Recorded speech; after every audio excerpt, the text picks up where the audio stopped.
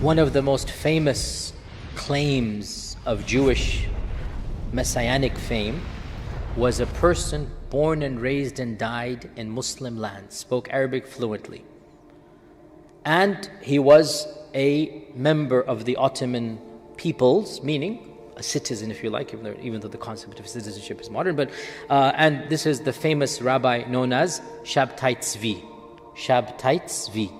Shabtai Tzvi was born in Ottoman lands in the 16th century, 16 something.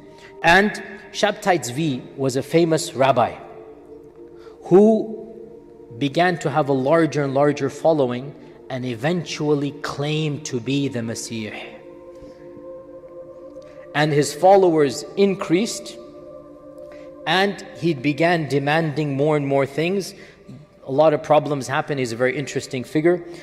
He intermingled with European kings and with the Sultan Mehmed IV, the famous Ottoman Sultan, until finally his demands became so ludicrous and political, and making a long story short, but he began to be political. And when he began to be political, the Sultan imprisoned him. And eventually his followers clamored and whatnot, so the Sultan decided to execute Shabtai Tzvi. And he called him to his palace, and he said, "Your penalty is death, but I shall forgive you if you convert to Islam." Now, I'm not arguing that was good or bad, I'm just telling you what happened. Whether that was good or not, it's not my business. That's what the Sultan Mehmed IV decided. If you convert to Islam, you are forgiven. Faced between these, Shabtai Tzvi decided to convert to Islam, which caused a great crisis amongst his followers. Because if he's the Messiah, what are you going to do now, right? It caused a huge crisis. He had thousands of followers, and they all thought that he's going to be the Messiah, bring the kingdom of David back, this and that. And lo and behold, he embraces the Shahada in public. He takes off the turban of the Yahud, and he wears a big Ottoman turban. MashaAllah, tabarakallah. In those days, your clothing would tell you apart. He had the clothing of a rabbi. And in the presence of the Sultan, he took off his rabbi cloak, and he wore the Ottoman, I'm not joking, it's not a joke, he wore the Ottoman turban, and he said the Shahada, and he said he's a Muslim. What are his followers going to do? Massive chaos, confusion. Some of them, I think the majority, ended up either saying this is a ruse or a tactic, or converting with him. A small group left him. So this turned out to be one of the most bizarre conversions in Islamic history, because what happened was his followers, in fact he himself, became half Jew, half Muslim. He observed Ramadan, but he observed the Sabbath as well. He read some Quran, but he also read the Hebrew. So he had this new thing that came about, and his followers were called Donme, which was a derogatory term by the Ottomans, by the Muslims of the time. Donme, there is no English equivalent. There's no English equivalent. It means convert, but not with a positive connotation, like a traitor convert. Like there is no English word. A convert, but not like a positive convert. You've turned your back and left, and you've come, but yeah, we're not, like a big question mark, that type. This is the term that who gave them? The Muslims of the time. They weren't happy with this guy and his followers. Too weird. Eventually, the Sultan, of course, by the way, initially was very happy, gave him a massive check here, massive money, you became a Muslim, good. Eventually it turned out he's still observing Jewish rituals and customs, so he lost all favor. He was exiled. He died in exile. His followers, who are now outwardly Muslim, inwardly continued to be what are called crypto Jews. Okay?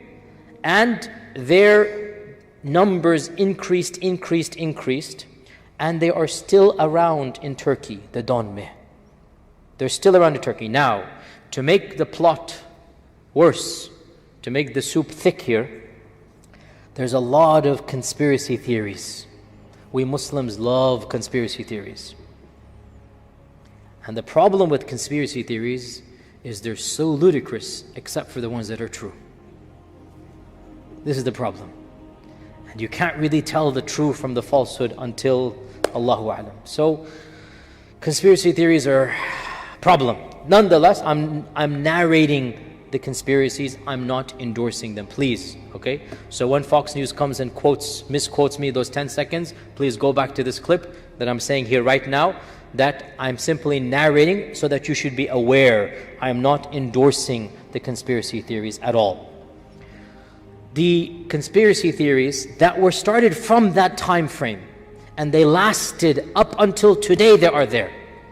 The religious Muslims of the Ottoman lands said these people are zanadiqa. What are zanadiqa? Crypto-Muslims who want to destroy Islam. They're not real, they want to harm Islam. And they hate Islam, but they pretend to be Muslim.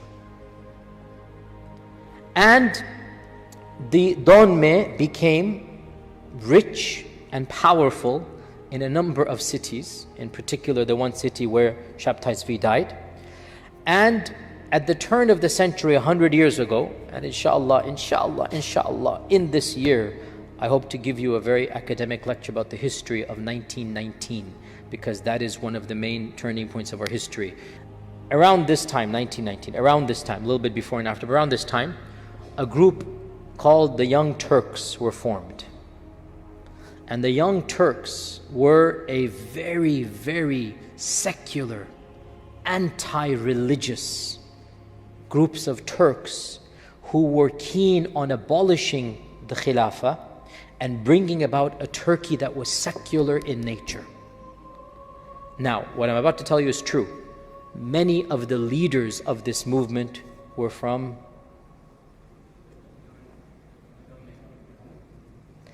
in particular, a very, very dashing yet cruel, intellectual yet heartless man later called Mustafa Kemal, later called Ataturk. Ataturk is from the Donme, this is a fact. Now you go figure what is conspiracy and what is history. You go figure what is true and what is false. I'm simply telling you the perception about the motives of the Donme. And then I will tell you factually, Ataturk hated Islam. Ataturk mocked Islam. He was not a believer in Islam at all. And it is very clear that he considered Islam to be something that caused his people and nations to be backward. And if he wanted to, if he was able to, he would ban the religion. He did enough damage to the religion as it is. As you know, he shut down the madrasas, he abolished the khilafah, he abolished the Grand Mufti, role of the Grand Mufti, he made the court system secular, got rid of all of the sharia, he made the Quran to be recited in Turkish during the salah. The adhan was recited in Turkish, not in Arabic anymore. Instead of Allahu Akbar, they said something in Turkish. That was his whole point, to make everything Turk. So Ataturk is from the Donme. You understand where conspiracy theories come from. And not just him, but many of those who followed him. Do you understand how this is relevant to Dajjal? It's not coming out of there. Shabtai Tzvi claimed to be Messiah. And all of this and then these things. Anyway.